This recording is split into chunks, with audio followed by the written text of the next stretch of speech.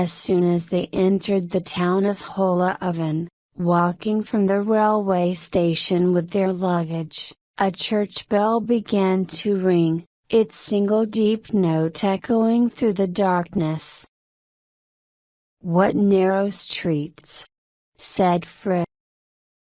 "They follow the lines of the old city," said Gerald. Oven was once one of the most important seaports in Britain. "Where is everybody?" Although it was only 6 o'clock, the place seemed deserted. "Do you think we're in the right street for the Bell Hotel?" said Gerald. "Probably not," she said. But there's no one to ask. The single deep notes of the bell were now coming more frequently. "Why are they ringing that bell?" she asked. "Is it a funeral?" "Bit late for a funeral," he said. "I hope it isn't going to ring all night. Look. We've passed it." They stopped and he looked back. She was right. They walked back and entered the hotel. A woman who seemed to be the landlady came forward to greet them. "Mr. and Mrs. Banstead?" she said. "I'm Hilda Pascoe. Don, my husband, isn't very well." Gerald felt full of doubts. He had chosen the hotel from a guidebook and was already regretting it. It was partly Fritz's fault for insisting that they go somewhere he did not know for their honeymoon. "I'm sorry to hear that," said Fritz. "What's the trouble?" "It's always the same trouble with Don," said Mrs. Pascoe, then hesitated. "It's his stomach," she said. Gerald interrupted, "Could we see our room?" "So sorry," said Mrs. Pascoe. "Will you sign the hotel book first?" She passed the book to Gerald. He wrote his name and address, and noticed that the last visitors in the book had been several weeks ago. "We're always quiet in October," said Mrs. Pascoe, watching him. "Are we alone in the hotel?" asked Gerald. "Except for Commandant Shotcroft. He's resident." "What's that bell?" asked Gerald. Apart from anything else, the sound was much too near. Mrs. Pascoe looked away quickly. "Practice," she said. "Do you mean there will be more of them later?" She nodded. "But let me take you to your room." Before they had reached the bedroom, the whole peal of bells had begun. "Is this the quietest room you have?" asked Gerald. "What about the other side of the house?" "This is the other side of the house. St. Guthlac's church is over there." She pointed out through the bedroom door. "Darling," said Fritz, her hand on Gerald's arm, "they'll soon stop. They're only practicing." Mrs. Pascoe said nothing. Her expression indicated that if Gerald and Fritz chose to leave, they were free to do so. "What time's dinner?" Gerald asked her. 7:30. "You've time for a drink in the bar first." She went away. "Actually, I like church bells," said Fritz. She stood by the window looking down into the street. There's still no one around. I expect they're all in the bar, said Gerald. I don't want a drink. I want to explore the town and look at the sea. Mrs. Pascoe was not around when they went downstairs, nor were there sounds of anyone else in the hotel. Outside, the noise of the bells seemed to be immediately over their heads. "Do you think the sea's down there?" shouted Fritz. She pointed down the street, which seemed to end in nothing. "Come on, let's run."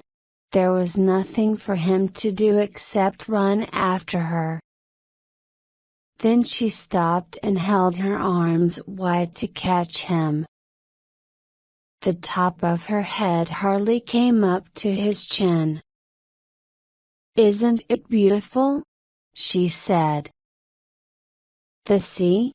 There was no moon, and little could be seen beyond the end of the street. "You can smell it," she said. "I certainly can't hear it." She turned her head away from him. "The bells echo so much, it's as if there were two churches. I'm sure there are more than that." "There always are in old towns like this." "Yes," cried Fritz, delighted. "It is another church." "Impossible," said Gerald. "Two churches wouldn't practice ringing on the same night. I'm quite sure. I can hear one lot of bells with my left ear, and another lot with my right." They had still seen no one. She held his hand. "Let's go down on the beach and look for the sea." They descended some steps onto a stony beach. "We'll go straight on until we find it." Gerald was less keen to walk across the large, slippery stones in the dark. "You're right, Fritz, about the smell," he said. "An honest sea smell," she said. He thought it was more like the smell of something rotten. After what seemed a very long time, Fritz spoke again. "Gerald, where is it? What sort of seaport has no sea?" She walked on, but Gerald stopped and looked back at the lights of the town. He was shocked to see how far they had come. He turned to look at Fritz but could hardly see her. Unexpectedly she gave a sharp cry. "Fritz!" he called. She did not answer. "Fritz!" Then she spoke more or less calmly. "It's all right." "Sorry, darling. I stood on something." He struggled up to her. "The smell's worse than ever. I think it's coming from what I stepped on. My foot went right in, and then there was the smell. Let's go back." "Yes? Yes," said Fritz. "But I'm disappointed not to see the sea. The whole place is a disappointment," he said. "We'll go somewhere else. I like the bells," she replied carefully. "And I don't want to go somewhere where you've been before for our honeymoon." Back at the hotel, they went to the coffee room and sat at a table under a lamp which was hardly bright enough to cut through the shadows. At first, they thought they were alone, but then saw a man sitting by himself at an unlighted corner table. In the darkness he looked like a monkey. "Why are you here?" he asked them. Fred looked frightened, but Gerald replied quietly, "We're on holiday." "I suppose you are Commandant Shotcroft." "No need to suppose," he said. He switched on the lamp nearest to him. He had finished his meal and Gerald realized that he must have switched off the light when he had heard them approaching. "I'm going anyway. Are we late?" asked Fred. "No," said the Commandant in a deep voice. "I like to eat alone." He stood up. "So perhaps you'll excuse me." Without waiting for an answer, he walked quickly out of the room. He had short white hair and a sad round face. A second later his head appeared round the door again. "Ring," he said, and disappeared once more. "Too many other people ringing," said Gerald. "But I don't see what else we can do." The coffee room bell made a noise like a fire alarm. Mrs. Pascoe appeared, unsteady on her feet. She seemed to have drunk a large amount of alcohol. They ordered their meal and Mrs. Pascoe served it to them. "Coffee is served in the next room," she told them when they had finished. They went into the next room. The noise of the bells came from all around.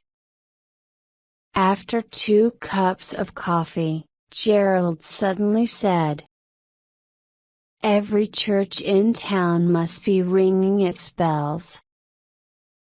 They haven't stopped for 2.5 hours. He stood up. "I think I'll get us both a drink from the bar." The bar was as empty as everywhere else in the hotel and the town. There was not even a person to serve him. Annoyed, he struck a brass bell which he saw hanging there, and Mrs. Pascoe appeared at a door at the end of the bar. He ordered a brandy for himself and a whiskey for Fred. Mrs. Pascoe's hands were shaking so much that she could not open the brandy bottle. Gerald did it for her, then she poured brandy into a glass. But when she reached for the whiskey bottle, she knocked the brandy bottle onto the floor and smashed it. A fat, red-faced man appeared at the door at the end of the bar. He held onto the doorway with each red hand, and began to shout at Mrs. Pascoe. He was too drunk for his words to make any sense, and even across the bar his breath smelled strongly of whiskey. Gerald assumed this was Dawn. He saw that Mrs. Pascoe was about to start crying and something made him say, "Sorry about the accident." Mrs. Pascoe looked at him. Slow, desperate tears slipped down her cheeks. "Mr. Benstead, can I come and sit with you and your wife for a few minutes?" "Yes, of course," he said. It was not what he wanted, but he felt sorry for her. They were in the other room when she remembered the whiskey for Fred. "It doesn't matter," Gerald told her. Fred had fallen asleep in the chair. Gerald thought that she looked very beautiful.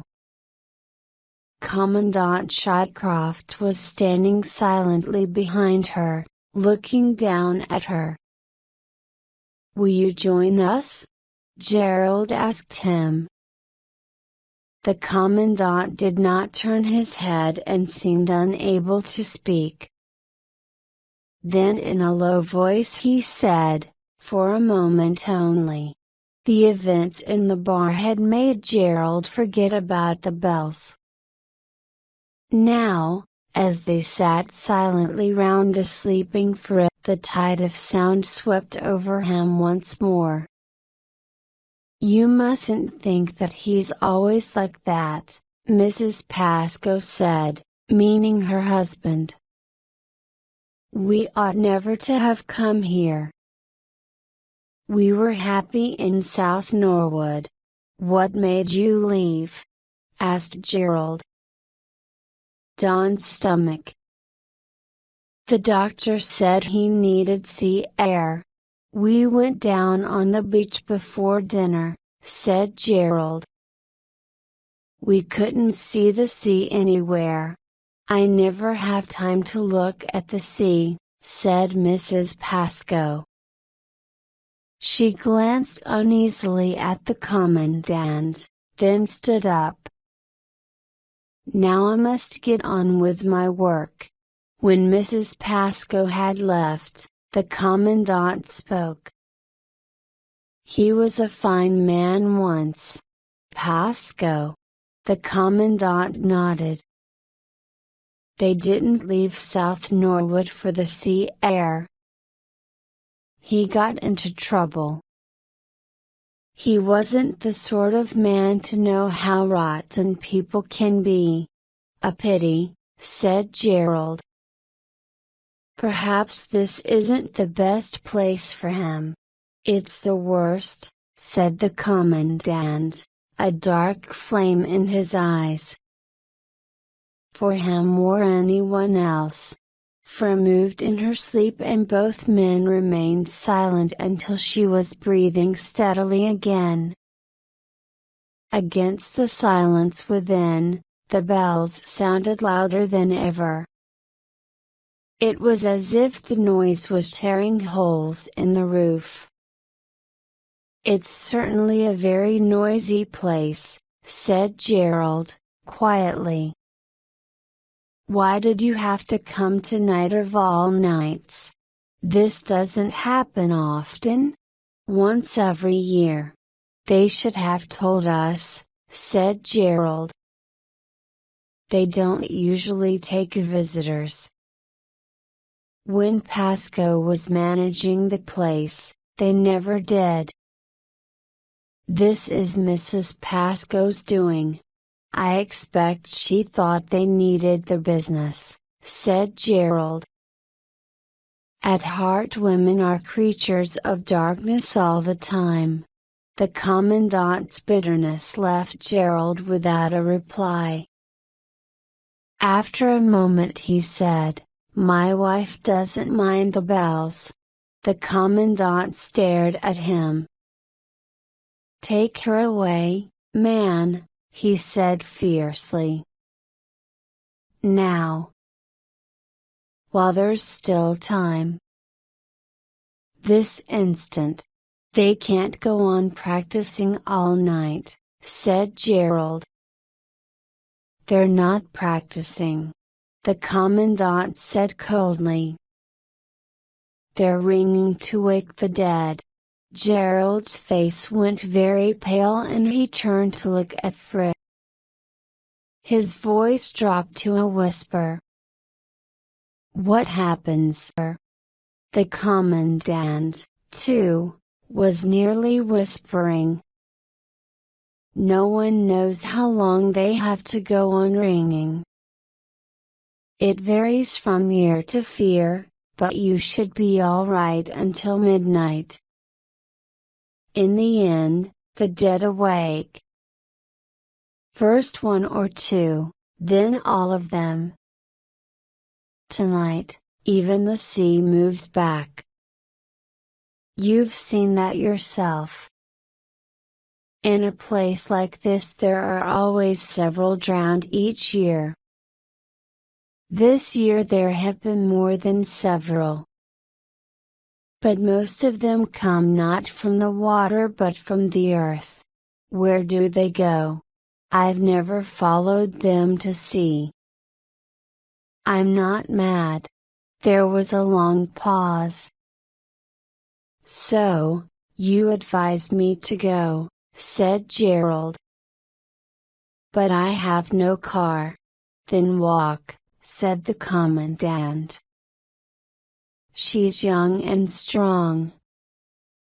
20 years younger than you and therefore 20 years more important. Yes, said Gerald. I agree. What will you do? I've lived here for some time now. I know what to do. Suddenly Frizz sat up. Hello, she said, not completely awake. What fun! The bells are still ringing. The commandant stood up. You've still got time, he told Gerald. Then he nodded to Fritz, and left the room. What have you still got time for? Asked Fritz, stretching. Nothing important, said Gerald. Sorry, I'm so sleepy. Shall we go for another walk? That would wake me up. And perhaps the sea has come in. Gerald found it impossible to explain to her that they should leave at once, walk all night if necessary. Even if he were alone, he probably wouldn't go. Mrs. Pascoe appeared at the door leading to the bar. She was carrying 2 glasses with steam coming from them. I thought you might both like a hot drink, she said. Thank you, said Fritz. How nice. Oh, I think the commandant's forgotten his book. The book was on one of the chairs near her. Shall I take it up to him? Gerald asked Mrs. Pascoe. He suddenly wanted to ask the commandant more questions. Thank you, said Mrs. Pascoe. Room 1. When Gerald knocked on the commandant's door, there was no reply. After the 3rd knocking, there was still no answer, so he gently opened the door. He looked into the room and gave a little gasp. There was no light on, but the curtains were pulled back from the open window and the noise of the bells was deafening. The commandant was on his knees by the open window. His face was partly in his hands, but Gerald could see his expression. It seemed full of pain. He stood watching for some time, unable to move and unable to decide whether or not the commandant knew he was there. Then he put the book on the bed and went quietly downstairs. Mrs. Pascoe had started drinking again. She stood near the fire, a glass of whiskey in one hand. How long before the bells stop? Gerald asked as soon as he came into the room. He had decided. They must go. Their excuse would be that it was impossible to sleep. You should have told us about this annual event before we booked the room. Mrs. Pascoe drank some more whiskey. It's not always the same night, she said, looking at the floor. "We're not staying," said Gerald, wildly. "Gerald," said Fritz. "Leave this to me, Fritz." He turned to Mrs. Pascoe. "We'll pay for the room, of course. Please order me a car." "Don't go," said Mrs. Pascoe. "Not now. It's too late." "Too late for what?" asked Gerald. Her face was pale. You wanted a car." "You're too late. You'll be all right if you stay." "Really you will." Gerald put a hand on Fritz's arm. "Come on." They went first to the front door. To Gerald's surprise, it was unlocked and opened easily. Outside the building the whole sky was full of the sound of bells. Fritz moved close to him. "They've been ringing too long," she said. "I wish they'd stop." "We're packing and going," said Gerald. "I needed to know whether or not we could get out this way." He tried to shut the door quietly, but it made a small noise and he hesitated with it half shut. Suddenly, something dark and shapeless, with its arm seeming to hold a black cloth over its head, went quickly down the narrow poorly lit street. It made no sound at all, and Gerald was very relieved that only he had seen it. With a trembling hand, he shut the door much too noisily. Soon they were in the room with the door locked. "Oh God!" Gerald said, dropping onto the bed. "It's crazy out there." "Yes, it's crazy," said Fritz almost calmly.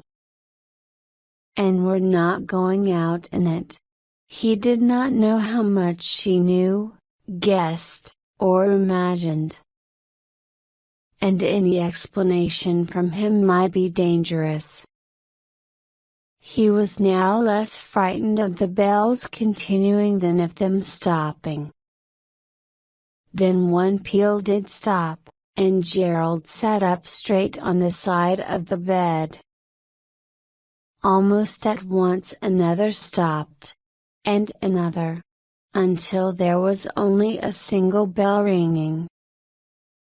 It rang 6 or 7 times. Then it stopped, and there was nothing. Gerald's head was full of echoes. Fritz turned away from the window and started to take off her dress. "Let's go somewhere else tomorrow."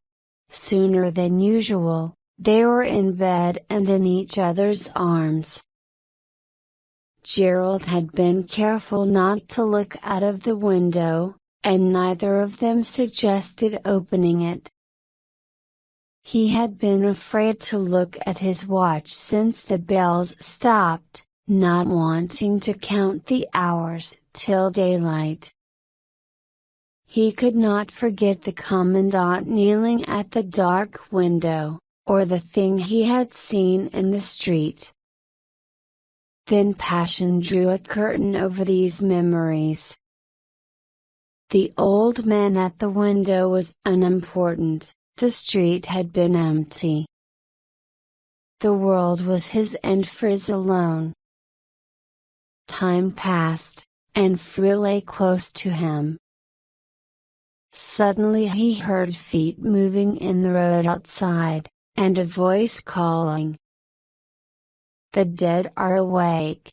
At first Gerald lay listening, then jumped up and ran to the window. A man in a seaman's jacket was running down the street, coming into view at each street lamp. As he shouted his message, he crossed from side to side, waving his arms with joy.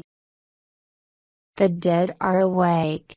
Behind him, men, women, and children came out of their houses. Most were dressed and must have been waiting in silence and darkness for the call. Some advanced in groups, arm in arm, others ran happily, waving their arms above their heads. All cried out again and again, "The dead are awake! The dead are awake!" Gerald became aware of Frisk standing behind him. "The commandant warned me," he said. "We should have gone." Free held his arm. "Nowhere to go," she said. But her voice was soft with fear. "I don't expect they'll trouble us." Quickly Gerald pulled the curtains across, leaving them in darkness. "We'll just wait till it's over," he said. "It doesn't matter what happens." He went across and pressed the light switch, but the light did not come on. "The electricity has failed."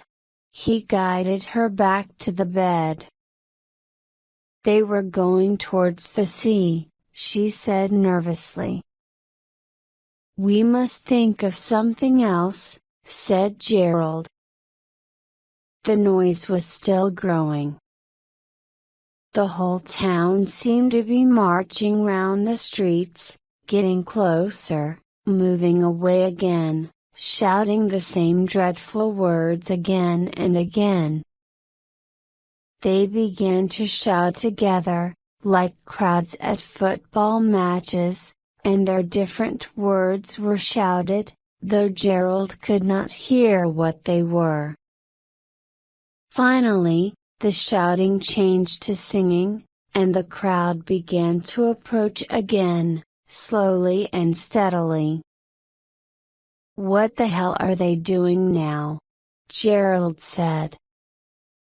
The crowd seemed to be returning up the main street from the sea, gasping for breath, their footsteps strangely uneven.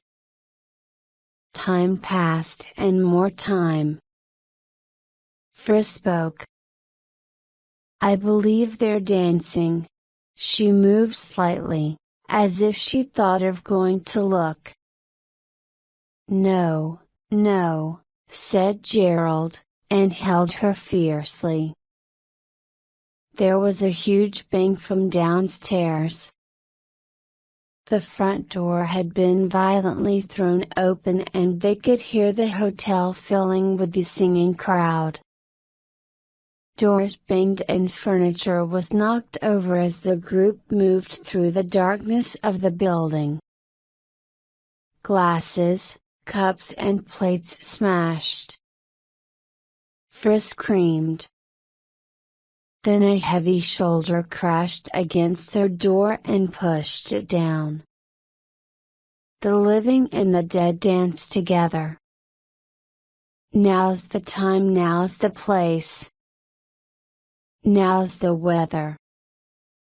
At last Gerald could hear the words. Hand in hand, through the open doorway, the dancers came in, singing wildly. Happy, but exhausted. More and more of them until the room must have been full. Frisk screamed again. The smell. Oh God, the smell. It was the smell from the beach, and here in the tightly packed room it was unspeakably horrible. Free was beyond control, screaming again and again. Gerald tried to hold her, but one of the dancers struck him so hard that she was knocked out of his arms. Instantly it seemed that she was no longer there, He struggled after her, but a huge arm knocked him to the floor, beneath the wildly dancing feet. But soon the dancers moved on, from his room and from the building, and before long there was nothing but the darkness and the terrible smell. Unable to think or move, Gerald felt so sick that he had to battle with unconsciousness. At last, he struggled into a sitting position and put his head on the torn sheets of the bed. For a while everything went black, then he heard footsteps coming down the dark passage. The commandant entered, holding a lighted candle. "She's safe." "No thanks to you." He stared coldly at Gerald. Gerald tried to stand up. He was terribly bruised, but deeply relieved to hear that Free was safe. "Is it thanks to you?" he asked. "She was caught up in it." Dancing with the rest of them. The commandant's eyes shone brightly in the candlelight. The sound of singing and dancing had almost faded away. Still Gerald could only sit up on the bed. Were they being some of them? The commandant seemed disgusted by Gerald's weakness. She was between two of them. Each had one of her hands. Gerald could not look at him. "What did you do?" he asked in a voice that sounded unlike his own. "I did what had to be done." "I hope I was in time." After a slight pause he continued. "You'll find her downstairs." "I'm grateful," said Gerald. "Can you walk?" "I think so," replied Gerald. "I'll take you down." There were 2 more candles in the room downstairs. Fred, wearing a coat that was not hers, sat between them drinking. Mrs. Pascoe moved about, collecting broken glass. "Darling, look at you." Fred's words were wild, but her voice was as gentle as usual. Gerald pulled her into his arms. They held each other silently for a long time. Then he looked into her eyes. "Here I am," she said, and looked away. "Don't worry." Silently and unnoticed, the commandant had already gone. Fre finished her drink, still not looking at Gerald. At the door she pulled off the coat and threw it on a chair. Her nightdress was so torn that it hardly covered her, and Gerald saw Mrs. Pascoe staring with envy at Fre's pretty body. "May we take one of the candles?" asked Gerald. But Mrs. Pascoe continued to stand silently staring. So, they went back up through the broken furniture to their room. The commandant's door was shut, and the smell had almost gone. Even by 7 o'clock the next morning, much had been done to return everything to normal. But no one seemed to be about, and Gerald and Fred departed without speaking to anyone. When they reached Station Road, they saw some men silently digging behind some gates. A sign said that it was the new Hola Oven Cemetery. In the mild light of an autumn morning, The sight of the silent workers was horrible, but Fred did not seem to find it so. Indeed, her cheeks reddened and for a moment her soft mouth became even more beautiful, more inviting. She seemed to have forgotten Gerald, so that he was able to examine her closely for a moment. It was the first time he had done this since the night before. Then, once more, she became herself. But in those few seconds Gerald had become aware of something dividing them which neither of them would ever mention or ever forget.